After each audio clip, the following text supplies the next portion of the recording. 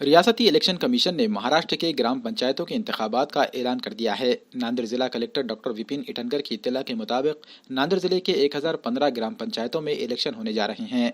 इंतखाबी schedule के मुताबिक 23 दिसंबर से 30 दिसंबर तक पर्चे नामजदगी दाखिल किए जाएंगे। 31 दिसंबर को फॉर्मों की जांच होगी। 4 जनवरी को दोपहर 3 बजे तक फॉर्म वापस लेने की मोहलत रहेगी। इसके बाद उम्मीदवारों में इंतखाबी निशान की तकसीम अमल में आएगी। 15 जनवरी को रायदही अमल में आएगी और 18 जनवरी को वोटों की गिनती के बाद नतायज का ऐलान किया जाएगा। नांदेड़ तालुके के 65 ग्राम पंचायतों के लिए दूसरे दिन सिर्फ 12 फॉर्म दाखिल किए गए। नांदेड़ तालुके के लिए नांदेड़ के पॉलिटेक्निक कॉलेज में फॉर्म दाखिल करने का नज़म रखा गया है।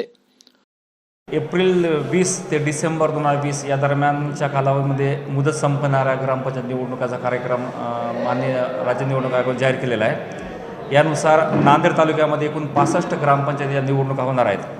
त्यामध्ये 23 पासून नॉमिनेशन फॉर्म भरण्याची प्रक्रिया सुरू करण्यात आलेली आहे। त्यात 23 ते 30 हा कालावधी नॉमिनेशन फॉर्म भरण्याचा असणार आहेत। 31 तारखेला नामनिर्देशनपत्र छाननी होणार आहेत।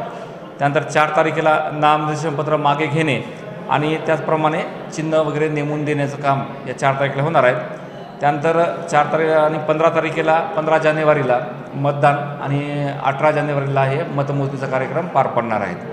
एकूण 65 ग्रामपंचायती नांदेड तालुक्यामध्ये असून त्यासाठी एकूण 251 बूथ निर्माण करण्यात आलेले आहे। एकूण 251 बूथावर ही निवडणूक पार पडणार आहे। यासाठी कालपासून जो नॉमिनेशन फॉर्मचा कार्यक्रम सुरू झालेला आहे त्यामध्ये 23 तारखेला एकही नॉमिनेशन फॉर्म आलेला नाही आणि आज 24 तारखेला दुपारी 2 वाजेपर्यंत आता जी काही वेळ असेल त्या वेळेपर्यंत जवळपास 13 नॉमिनेशन फॉर्म दाखल करण्यात आलेले आहेत। अजून लोकांची फक्त एक इन्क्वायरी चालू आहेत, इन्क्वायरी करून जात आहेत।